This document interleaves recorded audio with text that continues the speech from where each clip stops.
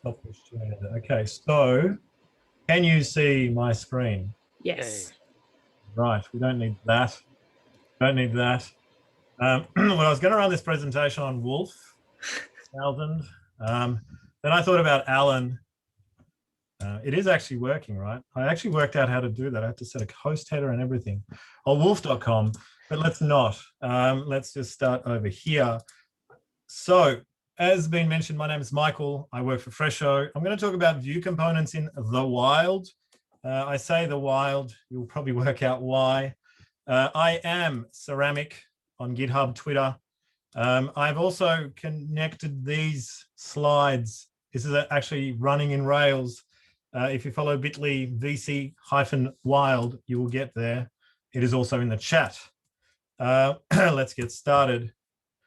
So there was a great intro to view components, which I heard about from Julian. There's his GitHub. It's on issue 158, and there's a YouTube link, which is obviously in my presentation, if you follow the other thing. And if you want to get started, probably that's a better talk. If you actually want to get somewhere, there's probably going to be another better talk. But if you just want to see some wild ponderings, this is the best talk. So today, what are we going to cover? We're going to quickly cover who is Fresho and why view components. I'm going to give you a basic example of view unit testing in Rails and maybe the difference with integration testing. And then we're going to have a little Rails story of a form story from a Rails scaffolded form to some improvements to switching it to view components. Let's see how far we get. Then we're going to contemplate if we've learned anything. And a reminder, because I'm using this crappy software, I can't put that on every page easily. If you want to contact me on Twitter or see the repo, it's all there. Let's get started. Oh, and sometimes I put stuff on failuredriven.com as well. View components in the wild. So my journey with view components started probably a few months ago, where somebody added view components and said, this is the greatest, best thing for our views at Fresho. And I kind of didn't really pay much attention. And then I think last week I kind of got it. I played around with a few things in view components. So when on Saturday I saw a message that we don't have a speaker, I thought, why don't I just come up with these ideas I've had and just put them together? Like, it can't take that long.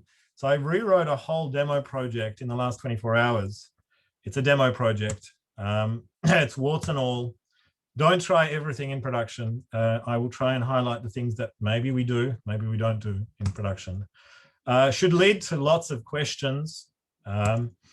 And I probably won't have the answer either. But if there's questions, that's good, because that means I've inspired you to do something around Rails or view components. Fresho. So what is Fresho? The company I work for, we are a food marketplace, B2B, and as of COVID, we've gone B2C. You can find us at fresho.com. You can go there and sign up as well. We are also hiring. Contact me if you want a job there. Freshos Architecture. Well, basically, we're a Rails monolith coupled with a couple of web services, also written in Rails, mostly. We have an Ember.js front end, but trying to move to React.js via an API. And we have active admin on the kind of the back end, trying to get rid of active admin as well, actually. And more, as we build new functionality, we're actually finding that we just need lots of configuration forms for our wholesale suppliers to configure the prices or configure the products they're selling or configure their finance integrations, whatever it happens to be. And more, we're moving away from a SPA, like the Ember.js, React.js stuff, and just putting it in plain old Rails. Which meant for us, one thing, which is testing. We do a lot of testing, and basically every piece of code we write, we need to test. Once we start writing Rails views, we needed to test them. And Rails view testing is probably not the best thing. So view components were, I suppose, partly great for us because they had a better testing story. So as I said, we test everything. We do integration and unit tests. I will hopefully give a quick example of that. I presume a number of listeners are relatively new, so those things should be handy. And for those who are kind of more advanced, then those things should make you feel comfortable, and maybe even comfortable that you write better code than I do. we even test Rails views. Now, I don't know who tests Rails views, but maybe we can have a discussion later on.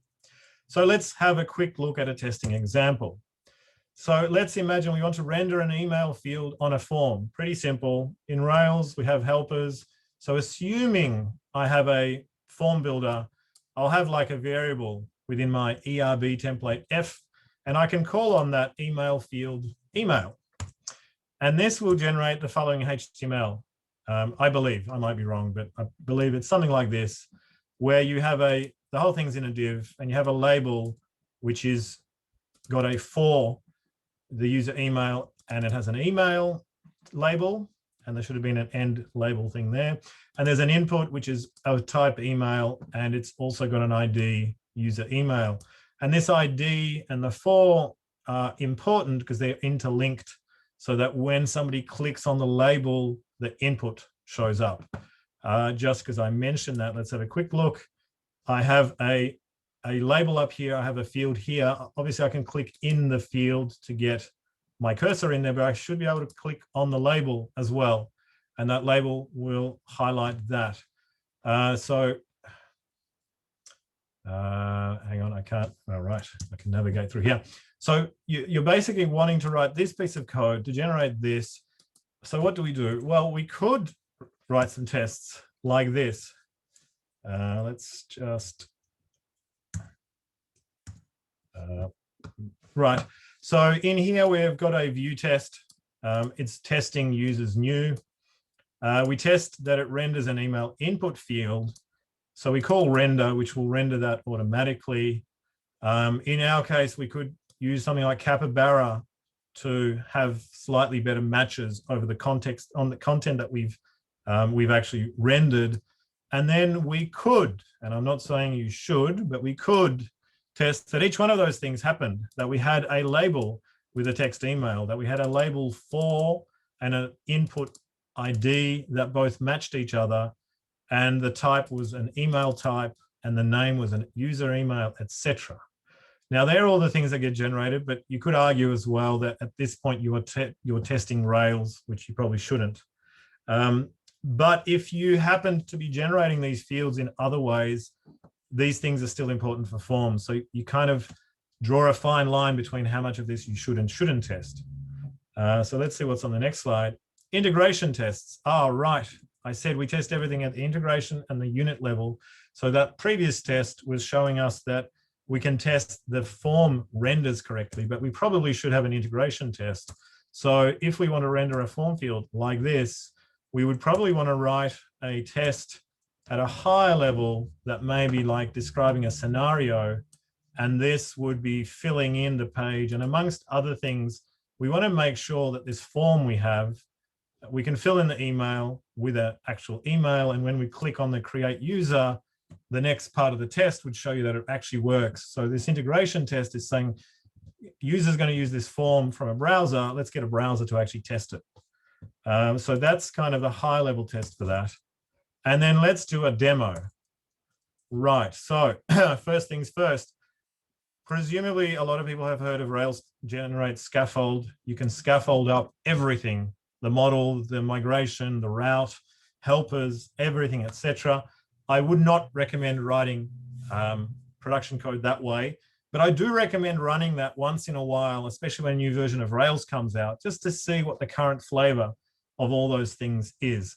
And for today's presentation, I've basically run this command to generate all the views that I've got. So now I can run a test. I'm using RSpec. This is the feature test. So I'm going to go over here and run this command. This will fire up a browser.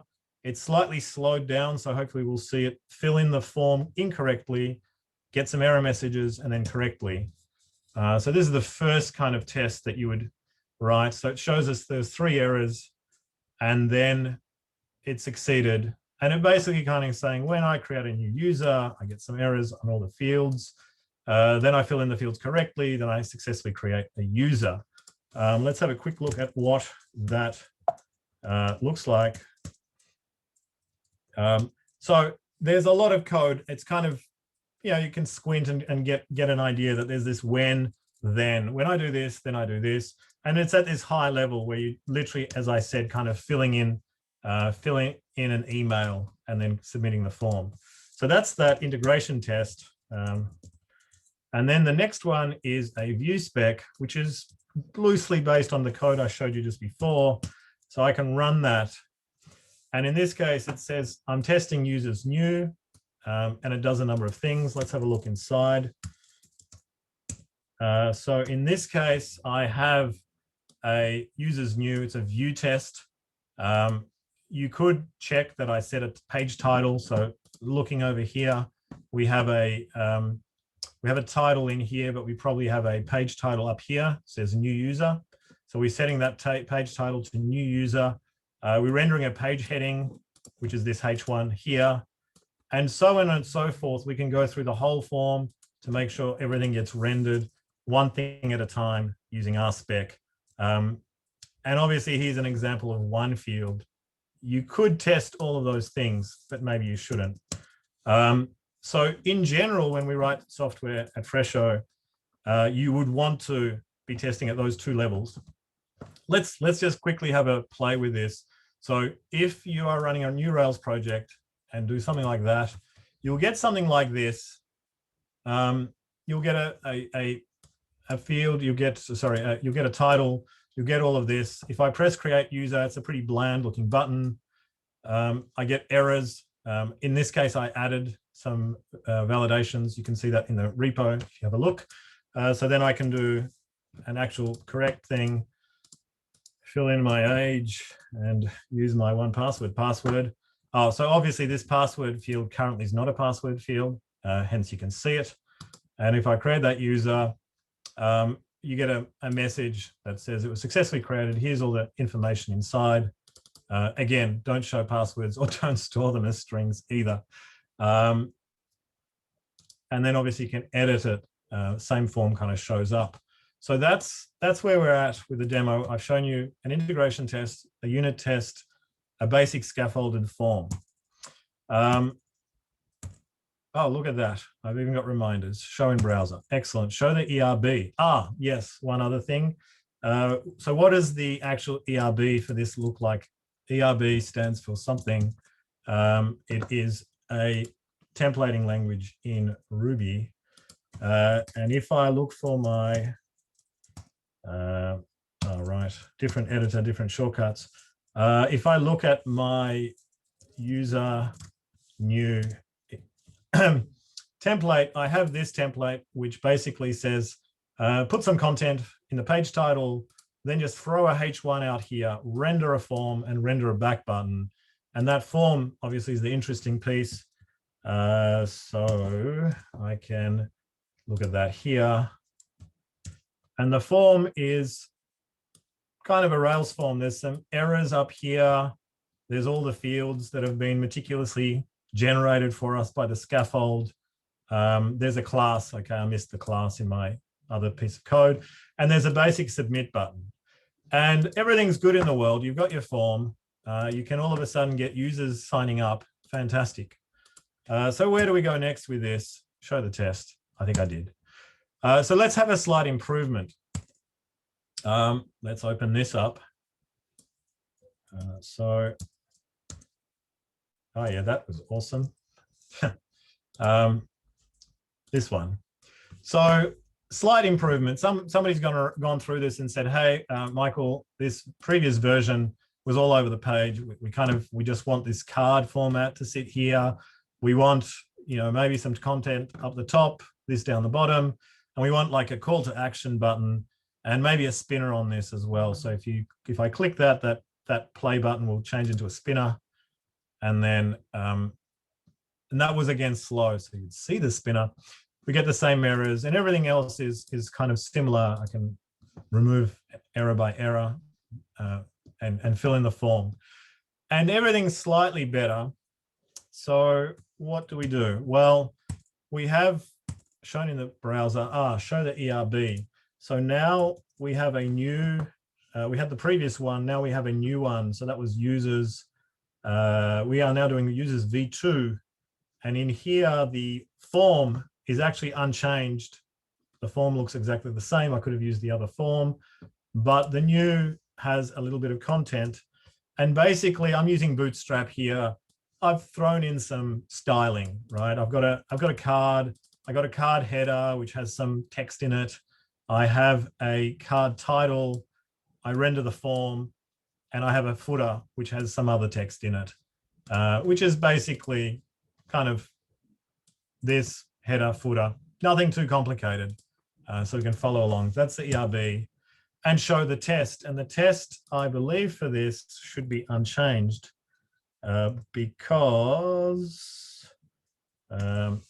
because there is a spec, no, wrong key command, for new spec, that one.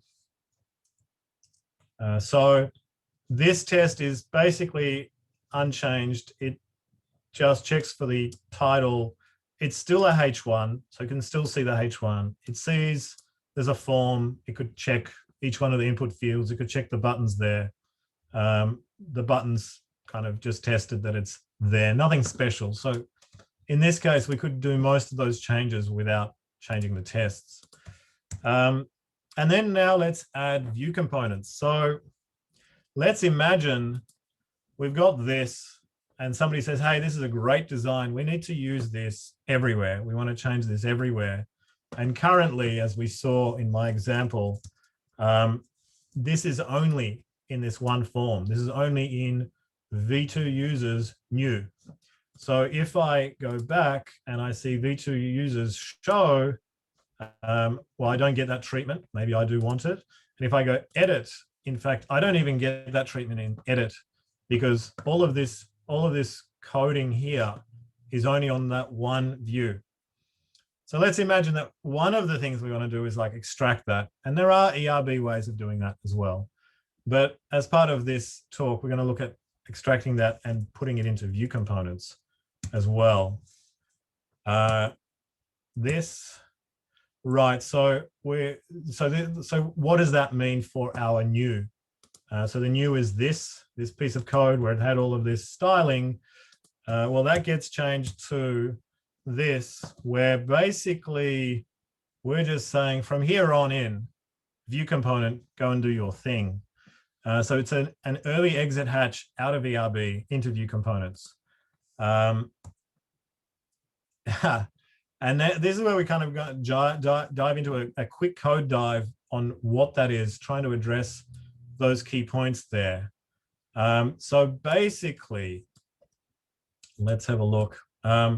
Folder structure. So we have V2, we created a V3, and in V3, the new, we basically said from here on in, I will make that wider. From here on in, let's render something, and that something is one of these view components. And I'm not going to show you how to set that up or anything else, but that's the one thing we know about. It's in features, new V3 user component. I call a new one and I pass a V3 user in there. And this is going to do all the things for me. So what we had before being done by new and form, let's have a look what one way of doing that in component land is like. So under app, I have a folder called components, which I think is the default place that view components gem suggests to put it in. And under that component thing, I have an example, but we don't care about that. We have 3 folders. We have features, forms, and layouts. And the idea here, this is naming we use at Fresho, where any specific components that are specific to one page, we put in the features directory.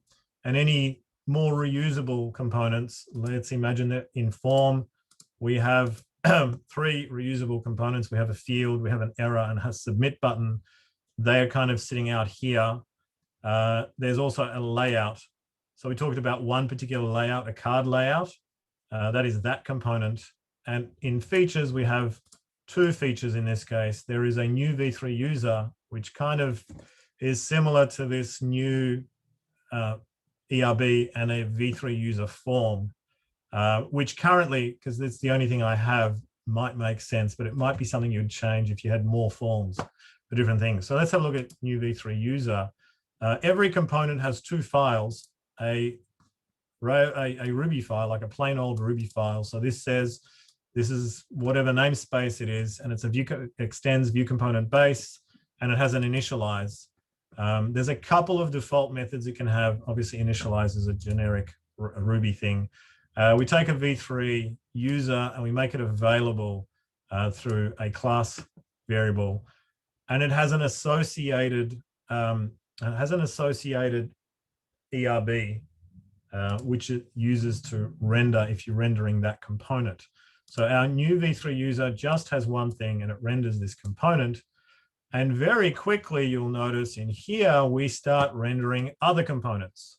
So as soon as I render new, I actually want the whole of new to be inside a card layout component. So the first thing is I render a card layout component, which we'll have a look at in a second. And also somewhere right in the middle, I render a user v3 form component. Now, for anyone who's done any React, this kind of component stuff might become relatively familiar. So in this case, basically, we're saying a new thing is kind of composing from all these other components. So let's have a look at this card layout. So obviously the card layout component is available here for this block. And within this block, we call card layout with a header, card layout with a body, and card layout with a footer, which obviously, if we look here, we are presumably talking about, it's only on the new form, we're talking about the header, title, and the footer, and the form stuff is in the middle. So this component is over here, and again, it has a Ruby class, which, no, wrong one, sorry, it's the layout one, right? So the layout one's over here, and this has a very blank initialize. There was nothing to initialize. The only thing we did was make available 3 different sub-content areas. We had a header, a body title, and a footer. What you'll notice, though, jumping from this back to the user, is that's these 3, 1, 2, and 3, but this one's not there. So this one gets rendered wherever this is the default content. So again, this is kind of similar in the way ERB, you can have a content for tag, but over here in component land, view component land, they're called slots. So if you look at the layout, we're including a view component slottable. We have 3 slots: render 1 header, 1 body, 1 footer, initialize, and in the ERB, you'll notice right in the middle is content, which I suppose is similar to an ERB yield tag, where it will just yield everything. And we have a header that will get yielded in there, a body title, and a footer. So they're the 3 slots made available. I'm going to jump into 2 other things of interest. One is in here, we have another example. So we had the new renders a form. The form, again, literally passes through this user, and it renders a fairly bit more complicated component. In this case, we have a form that wraps everything. We have an error component that renders the errors. We have field components that render each of the fields. And you'll notice these are a fair bit kind of, well, I suppose they're very similar to form 4. But in this case, each one of these we can test, and we'll have a look at that in a second. And we have a submit component. Let me just check the one that I wanted in particular. So these fields, I think, probably going to be most relevant. In this case, we pass through a form, the name, an optional field type. A field type has to be one of the supported field types. That's just code I've written. And when we render that, we are actually rendering exactly what Rails does. But this allows us to extend this. So if we wanted to have error text as part of every field, we could add this in one place. So let's have a quick look at one other thing. I think it's the error component. Right, the error component has a slightly different thing on the slots. So we have this error component, which has a slottable v2. We pass in a title, which is going to just be available for us to render. And in this case, we have a title. And if you remember here, if I create a user, we have a title, and we have a list of errors. So in this case, one of the other features, and there's actually a fair number of other features I didn't know about. You can do renders many errors, and you can actually pass in 3 different ways of how you render those errors. One is to have like an inline component, which is here. And in this case, all we're doing is rendering the text of the thing that we've passed in. So every error that we pass in has to have a text field, and then that will kind of work. So the last thing I wanted to show you is, well, apart from we now have 1, 2, 3, 4, 5, 6 components replacing our 2 ERBs. Let's have a quick look at the tests. So we've seen some of the view tests. We now have component tests, which are in here. No, these are our components under spec. That's spec component. Right, so in here we have some component tests, and the only one I'm going to look at is the field one. So, I mean, it looks like a Rails, an RSpec kind of file. It describes the component. It's a type component type. There's some before stuff that you may or may not need to do. In this case, I can check that it renders a label. So again, I'm checking that the label's there. It also allows me to extend what that label has. So I could extend that because basically we've just taken that one little unit and said that's a thing I could test. Uses text field by default. It allows us to pass in, override the default with an email field. So you can pass in an email field, over here, field type email field. And again, there's quite a bit of code here to do that. And just the last thing on that was in the forms, we have the V3 user form. So if you are going to test the equivalent of what we had,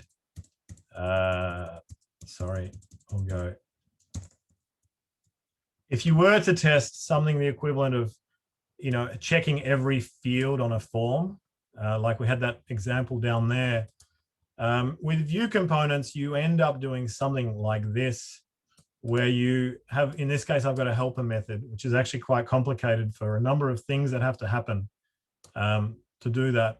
But basically, we're checking that it renders a name field is rendered. It renders an email field, etc. I'm not going to bore you anymore with code diving.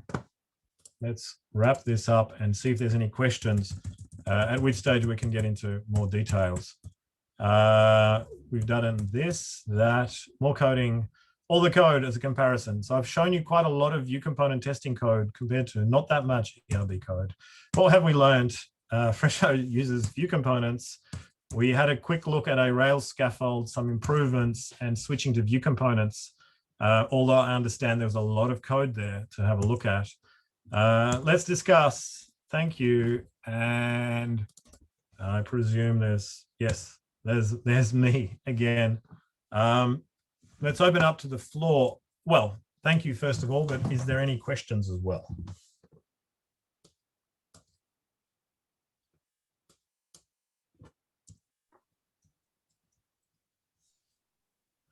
I've got a probably like silly question. I just graduated from Wagon, so pardon me for my ignorance.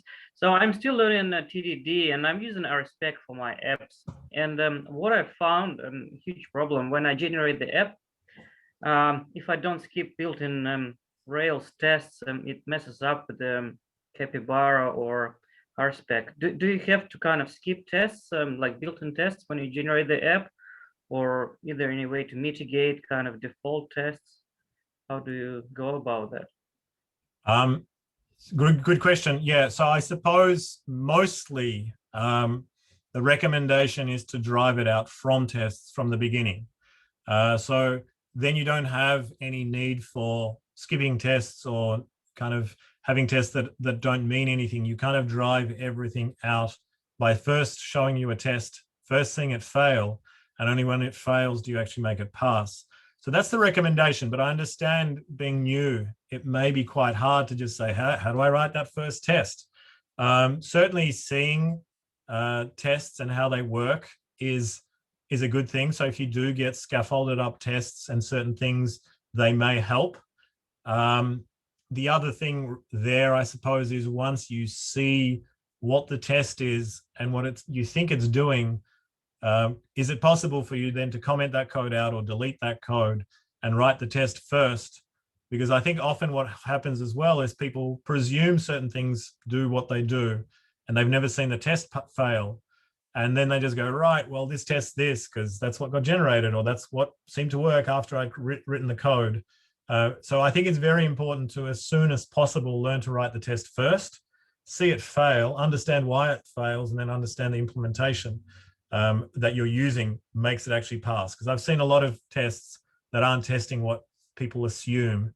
And often I see a lot of code where people write tests and you can see whether the code has been written before or after the tests. So I hope that kind of answers your question, but yeah, have a look at examples that get generated, but then try and delete both sides of the example if possible. Try and write the test first, see it fail, what reason it fails for, and then implement it.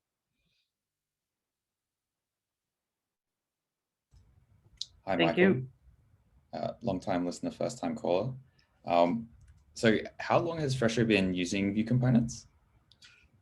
Off the top of my head, let's say 6 months, 8 months. Yeah, and like quite like widely throughout the code base. We have a card to basically transition everything to use view components. Right, and We're I was probably just 50% wondering. at the moment.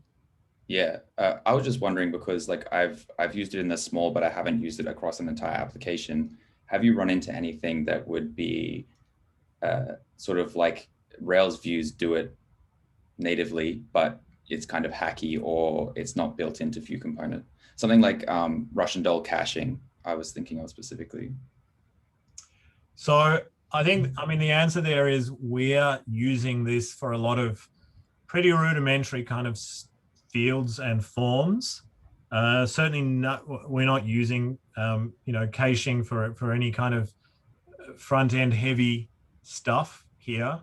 Having done this project in the last 24 hours, kind of rewriting a whole heap of stuff and looking at the view components page, I didn't see any issues that I came across, but I'm probably only touching like 25% of what view components can do. So I'd be interested in people who've used it, or in your case, I'd talk to people who've used it, more in anger than we have. As I said, we've mostly used it just for forms that otherwise we'd try and build into an Ember spa or a React spa and just said, hey, this is going to be easier in Rails. We certainly haven't come across any issues, but as I said, I think we've only kind of used maybe 25% of what's available there, and none of it has given us any grief yet. Yeah, awesome. So far, so good. Yep. Yeah, thank you. I'm gonna scoop in, Tom. I've used view component from its inception like 2 years ago, and currently at Weebly where I work, we created a new app called Talent App, and Talent App is using view component in replacement of templates and partials, and it's been really, really good. There isn't yet like native support for caching and Russian doll caching that you mentioned. So view components are not compatible with caching yet. That's coming on the next version. I tried myself to fix the caching problem to try to do some open source, but it's a very complex problem. It touches some parts of Rails, some conventions of Rails that are very like tightly knit into the framework. So it's not something I was like able to fix, but the team is working at it. And hopefully for next version, we're gonna have caching support. And it's probably the only thing that I'd say it's missing. Yeah, awesome. Sounds good. Michael, I also wanted to give you like a little piece of advice on the forms. Like I went through that same route of trying to refactor my form fields into components. But then I realized that Rails has a great abstraction for forms, like the form for or form with helper and typing form.text field or email field. It's a very, very nice API. And I did a bit of research, and the object that Rails uses to create forms is called a form builder. So whenever you use form with or form for, that creates an instance of a form builder. And in the form builder class is where all of those methods live. So form.text field or form.email field. And it's a class that you can inherit from, expand, and modify to your will. So what I've been doing is not creating new new conventions for forms, but rather using the same conventions that Rails already has, but but creating components and rendering them from the form builder. So if I want to create a new type of text field or override the default one, I override it inside the form builder. That makes the DSL or the API the developer uses, it's the same as any regular old Rails app, but inside of it you embed a component and you test that component, but the API remains the same. So that's the way we've been doing it, and it's been amazing because you don't need to modify the way you work with forms. You just tap into the right place to create the abstraction you need. But the form helper is the way to go, like overriding the helper itself. Right, that's really cool. And I suppose that's part of the beauty of doing this, that I can now hopefully learn from your code. So you are creating, you still using a view component to override that, or are you just creating like a custom wrapper for form fields? I create a form builder. So for example, you had the email field, right? So you have your form builder. You can either override the Rails default form builder or create your own. So that's up to you. So what you can do is create a new form builder, inherit from Rails form builder, and it's going to inherit every method. So it's going to work just the same as any Rails form, right? And then if you want to override the email field, you just name the method the same as its parents. So def email field, and inside you write whatever HTML you want. But writing HTML inside a form builder is a little bit, it's not nice. So that is where the view component comes in. So you create an email field component, and then you pass the information to it. And it's the email field component that has the HTML and maybe has some logic, whatever you need to do, error handling, whatever.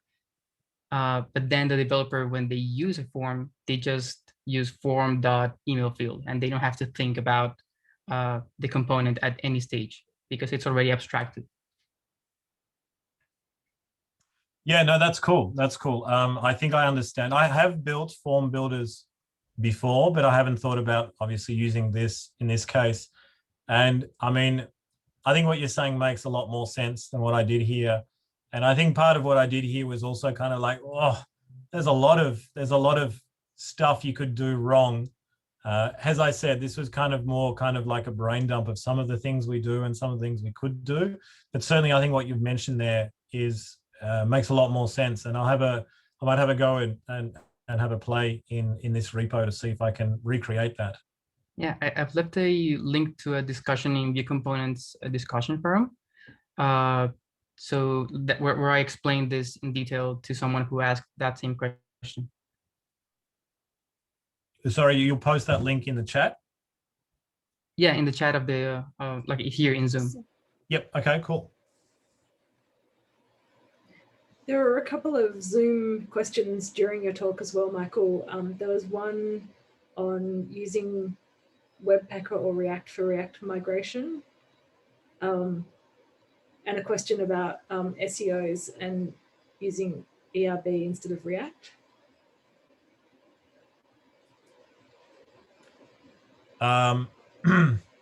Okay, I'm just trying to follow the first question. maybe I'll answer the second question. So I suppose the best way to answer that is if I do a site, fresho.com. Actually, we've just moved from .com.au. So this is our SEO. As you can see, there is no SEO. So we're not a company that has any interest in SEO at the moment. Although we are growing, we are doubling every year. So we haven't really thought much about that. Hence, our thing being an Ember app doesn't really make that much of an issue. But if you really wanted to do that, there is server-side rendering. So my understanding, and I think we did this last place I worked at, was Redbubble. You can server-side render all of your React components in case you wanted to get SEO from them rather than nothing. And I thought Google these days was actually navigating through JavaScript sites anyway, but I'm not sure about that. So regarding React and SEO, if I understand the question correctly, we don't have that as a problem right now because we're growing very quickly, too quickly anyway. What was the first question? Using Webpacker to do what?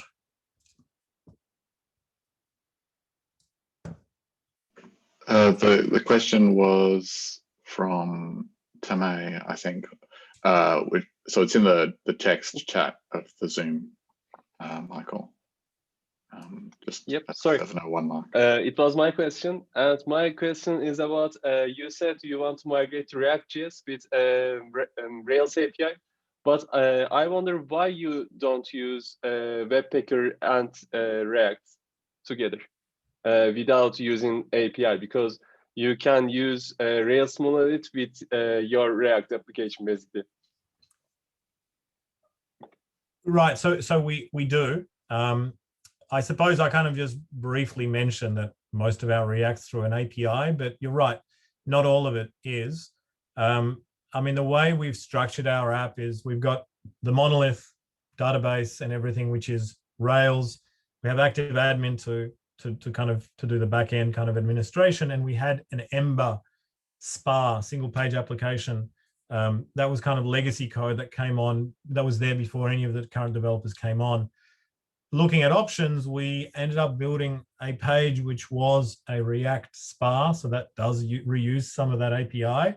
But we have also created small components, and these are all from Rails Webpacker defaults that we use React.js for.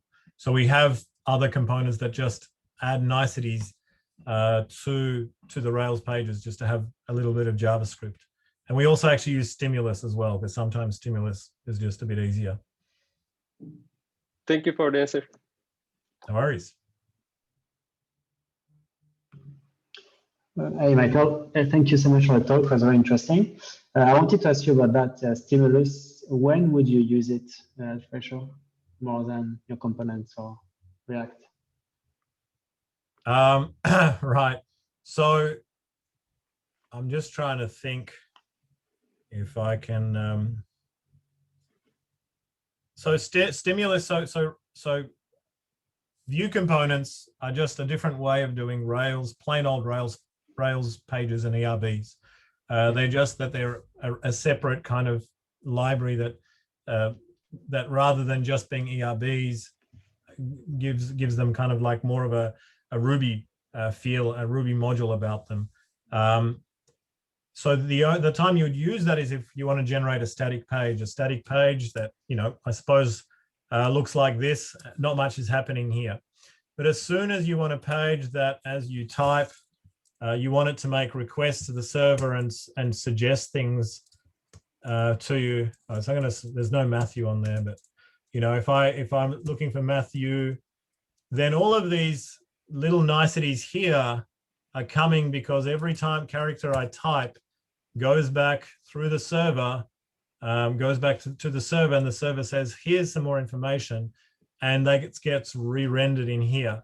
And the typical way of rendering pages is this whole page could be rendered through an ERB or a view component as a somewhat kind of static HTML page not static from the pure sense, but at least from the HTML on there. And then the actual DOM elements changing actively without refreshing the whole page is when you would use something like JavaScript. And there's a number of ways of using JavaScript. You can just throw some JavaScript in there with some script tags, or you can use a framework. And one of the frameworks that works relatively nice, in particular with Rails, because it was developed by the creators of Rails, is Stimulus.js. So Stimulus would allow you to do something like this, have this auto suggest drop down that as you type, it will automatically go to the server and display these things. So that's where you would use the JavaScript. And you could do that in React. You could do it in plain vanilla JavaScript. You could use Stimulus. It just depends. And Stimulus kind of works relatively nice with some of the things that you do in Rails in general. I hope that answers your question.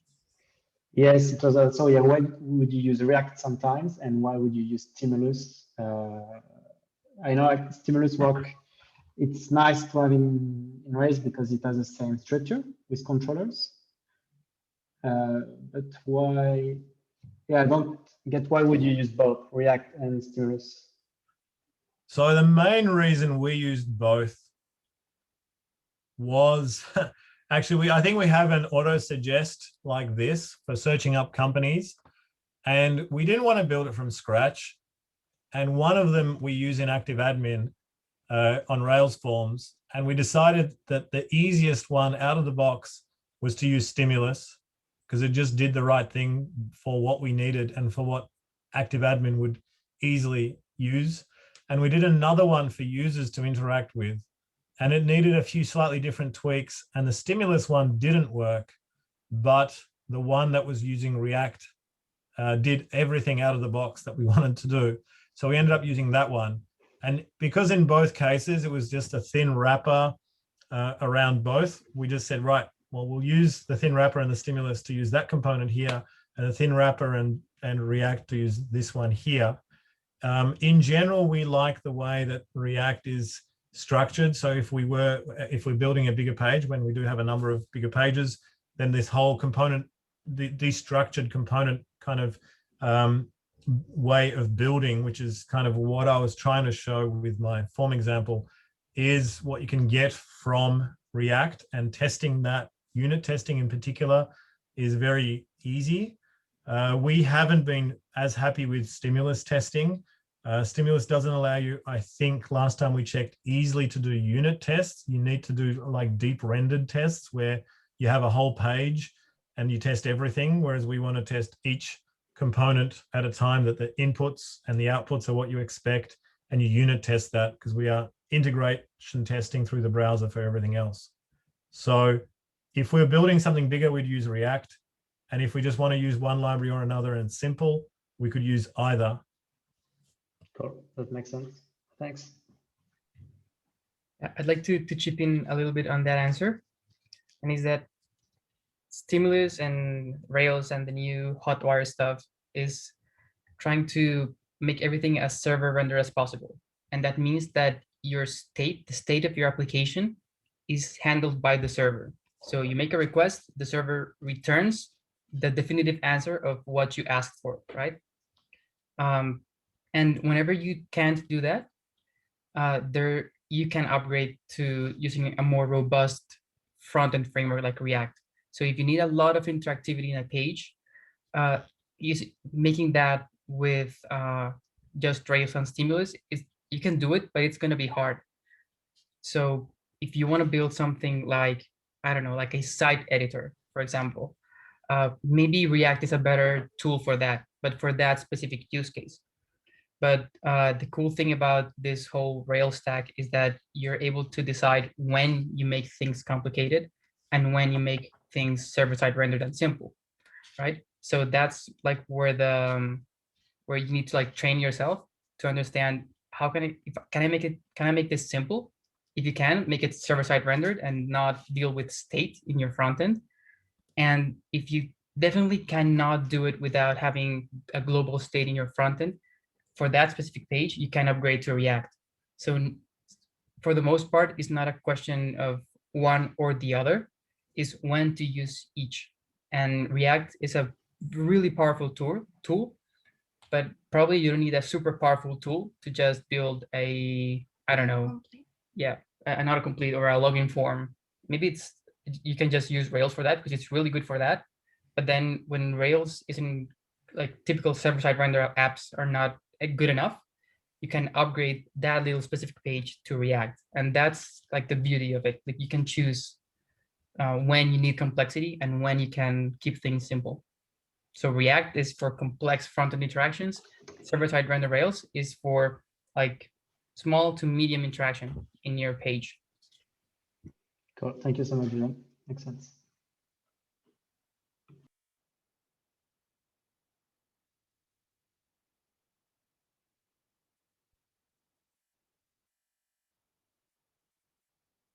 Cool. Well, I'm happy to wrap it up there. You can ping me on the Slack, either about this or anything else. Thank you for giving me the opportunity to have a chat. Over to Vanessa and Celia. Thank you very much, Michael, for that very interesting talk. Yes, thank you very much. Wonderful discussion also. Should I stop sharing now? Yeah, that'd be great.